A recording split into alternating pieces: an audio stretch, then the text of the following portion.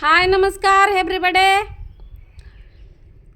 राधाच काळ पाखरू या चॅनलवर तुमचं सगळ्यांचं स्वागत आहे. तर चला व्हिडिओला सुरुवात करू. तर एव्हरीबडी, काल माझी मोठी बहीण आणि माझा मोठा मेहुणा आला होता. तुम्हाला सगळ्यांना तर माहितीच आहे. मग जेवणाचा बेत पण चांगला झाला.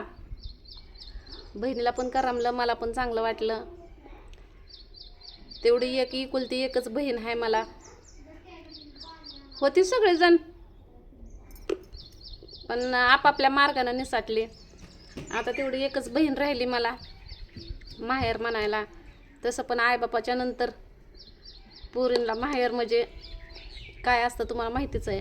पण आईबापाच्या नंतर मला माहेर नव्हतंच.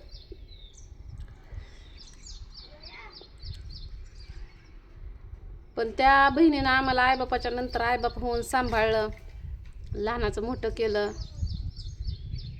फक्त तिनं आम्हाला का नाही जन्म दिला नाही आणि दूध पाजलं नाही. नाहीतर ती बहीण आमची आईपेक्षा काय कमी नाही. थोडंफार शिक्षण दिलं, पुन्हा लग्न झालं. पण आमच्या बाळात पण हे ते सगळं त्या बहिणीनं केलंय. मग तिचं लय हाल व्हायला लागलं. मग आजीला घेऊन ती गावाकडं आली राहायला. मग नंतर तिथं आल्याच्या नंतर मग तिच्या नंदनं विचारलं तिला लग्नासाठी आणि मग नंतर तिचं लग्न झालं. म्हणून तिची मुलगी लहान आहे. बऱ्याच जणांना वाटतं ती तुमची सगळ्यात मोठी बहीण आहे, तर मग तिची मुलगी एवढी लहान का? त्या प्रश्नाचं उत्तर तुम्हाला दिलं. तर तसं म्हणायला गेलं तर सावतर आयासुद्धा लेकरांना सांभाळत नाही, नीटनेटकं अन्न पाणी देत नाही. पण ही बहीण जी आहे का नाही, ते आमच्या पहिल्या आईचे म्हणजे माझ्या बापाचं एकदम पहिलं लग्न झालं ना, त्या बायकोचे लेकरं. मग तिची आई वारल्यानंतर मग माझ्या आईला केलं होतं. नंतर माझी आई पण दारूला वैतागून रॉकेल ओतून पेटवून घेतलं. दवाखान्यात माझी आई 1 ते 1.5 महिना होते. आम्ही होतो अनाथ आश्रममध्ये. म्हणजे नाही का, सोसनच्या बाहेर एक आश्रम आहे बघा, अनाथ आश्रम. काय त्याचं नाव आहे मला माहीत नाही, पण ससनच्या बाहेर आम्ही एका अनाथ आश्रममध्ये होतो. तिथं लहान लहान मुलं होती सापडलेली, ही ते असं कुठं पण सापडलेले बिनवारशी लेकरं होते. मग तसल्या ह्याच्यात होतो. मग आई वारल्याच्या नंतर बापानं तिथनं काढून आणलं. आणि मला वाटतं आई वारल्याच्या नंतर 2-4 वर्षानंतर म्हणलं तरी 2 ते 3 वर्षानंतर आम्हाला शाळेत टाकलं, आश्रम शाळेत. इकडं थोडीफार शाळा झाली. थोडीफार म्हणलं तर 3रीला गेली. दिवाळीच्या सुट्टीत वडील वारलं लिव्हर फुटून, कारण बापाला दारूचा नाद. त्यामुळे दारूला जास्त विरोध आहे माझा. नाही तर बऱ्याच जणांना वाटतं की जगात कोण एवढं चांगलं आहे, नवऱ्याला एवढं बोलत असते, नवऱ्याला एवढा त्रास देत असते, आणि आता नवऱ्याच्या चाड्या चुगल्या करते, नवऱ्याला कुचकं पाचकं बोलते किंवा त्याच्यासंग भांडण करते, त्याची इज्जत चव्हाट्यावर मांडते. मग 2-3 लेकरं होऊस तर एवढ्या दिवस तुला नाही त्रास झाला, मग आता कसं काय?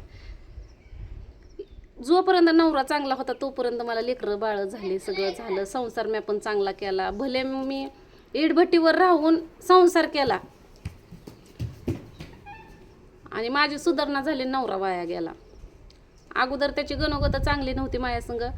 मला वाटायचं चल बाकीच्यांचं आपल्याला काय घेणं देणं आहे, आपला नवरा तर चांगला आहे, नवऱ्यासाठी राहायचं. नवऱ्यासाठी राहिली, त्यात झाली 3 लेकरं. आणि आता अशी मजबुरी झाली माझी की 2 पैसे यायला लागलं की नवरा बिघडत गेला, त्याची दारू वाढली, त्रास वाढला. मग आता पण वाटतं तसं मला, पण आता लेकरांमुळे मजबूर आहे की सोन्यासारखी लेकरं ह्या नवऱ्यासाठी. आता तिकडला त्रास बंद झालाय त्याच्या गणागताचा, पण त्याचा चालू झालाय. पहिलं मी नवरा चांगला आहे म्हणून राहत होती, आता लेकरांसाठी राहायची बारी आली. म्हणजे राहायचं म्हणजे मी म्हणत नाही की मला कुठं निघून जायचं आहे. माझं एकच म्हणणं आहे जीव वैतागलाय बस. 4 दिवस रुसून रागवून जायला आपल्याला आईबापच नाहीत. आईबापाच्या नंतर माहेर म्हणजे भाऊबंद असतात, पण आता ती पण नाहीत आपल्याला. दिलं घेतलं तर सगळे गोड येतं, नाहीतर कोण कोणाचं नाही, तुम्हा सगळ्यांना तर माहितीच आहे.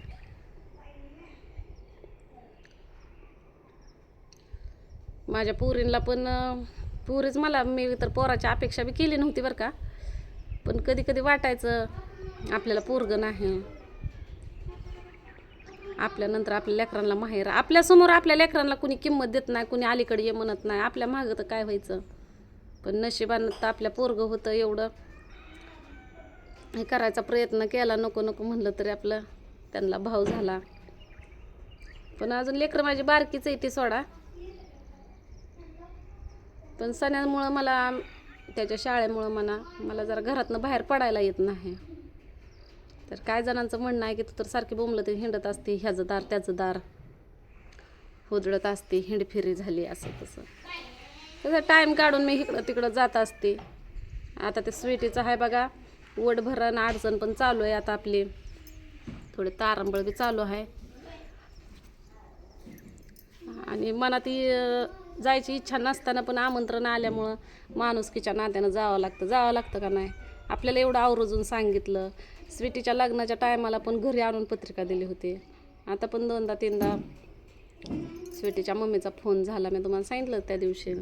तर आज तिचं वडभरण आहे, एकटीला जाऊ वाटणार. रेल्वेनं जायचं म्हणलं तरी पण सगळं गबाळ घेऊन गेलं तर लोक नावं ठेवतात, आणि असल्या उन्हातानाचं नाही. कंठाळा पण आलाय मला, पण बघू आता जायच्या टायमाला काय मन काय बोलतंय, काय करतंय, आहे का नाही. तर अजून एक तुमचा प्रश्न काय होता की राधाताई बहिणीला साडी बिडी काय घेतली का नाही. तर आज तर माझ्या बहिणीचं आणि माझं आमचं देणं घेणं सारखं असतं या. मध्ये तेवढं आम्ही नव्हतं जरा जास्त कॉन्टॅक्टमध्ये. जसं तिची पोरगी जन्मल्यावर पण मी नव्हते. माझ्या मोठ्या बहिणीनं आमची बाळातपण केली, पण तिची पोरगी जन्मली त्या टायमाला मी इटभट्टीवर होते, त्यामुळं आम्हाला काय मला जाया जमलं नाही. पार ती पोरगी बसायला लागल्यावर मी एकदा भेटायला गेली होती पोरीला कापडं घेऊन. त्याच्यावर जी नाही ती मला वाटतं ह्याच दिवाळीपासून मग आमचं जाणं येणं चालू झालं.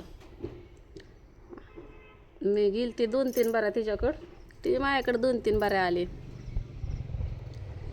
कारभारी कुठं गेल्यात कुणाच ठाव. भाऊजीनं पाण्याचं कॅन भरून आणलं या, गावी गेलते त्यांच्याबरोबर. आणलं आता आपल्याला बी पाणी आणलं. शपथ काय खरं नाही, पडले असताव की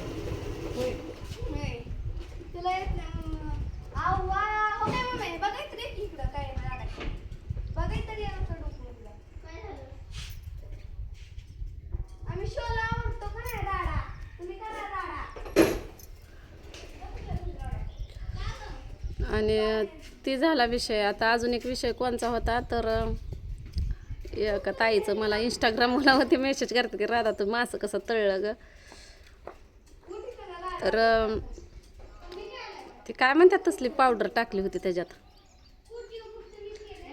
तसं तुम्हाला रेसिपीच करून दाखवली एका दिवशी, पण जास्त म्हणलं तर मला माशाचा नाद नाही बरं का.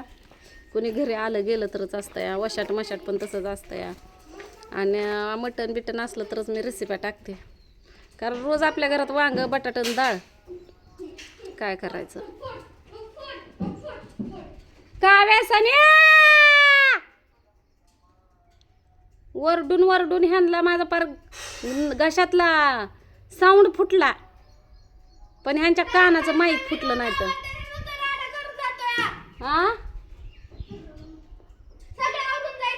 मी स्वयंपाकच करायची नाही बघा. तुम्हाला उपाशी ठेवलेलं कळत नाही, तुम्हाला खाया पिया घातलेलं कळत नाही, तुम्हाला काहीच कळत नाही. उपाशी मारतात तरी ह्यांना आरडाय वरडायला धिगाणा घालायला मारामाऱ्या करायला ते बळ कुठनं येतं कुणाच ठाव.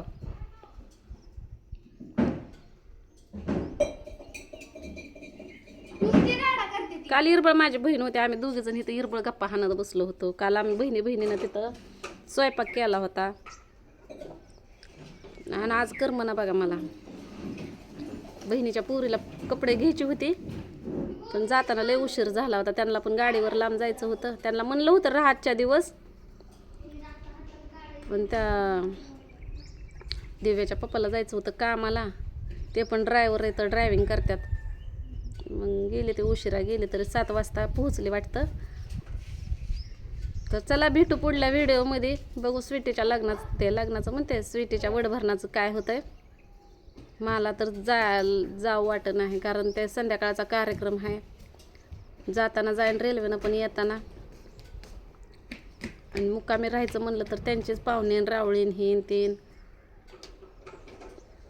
परत घरी 2-3 लेकरं आहे ते, पुन्हा लेकरं तर आहे ते,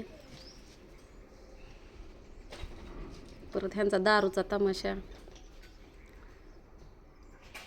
आणि लेकरं घेऊन जायचं म्हणलं तर मला असं लय वैताग येतो. आता निलेश दादाच्या इथली सवय पडली आपल्याला, अख्खं खानदान घेऊन तिथं राहायचे. बघू काय होतं. भेटू पुढल्या व्हिडिओमध्ये, आहे का नाही.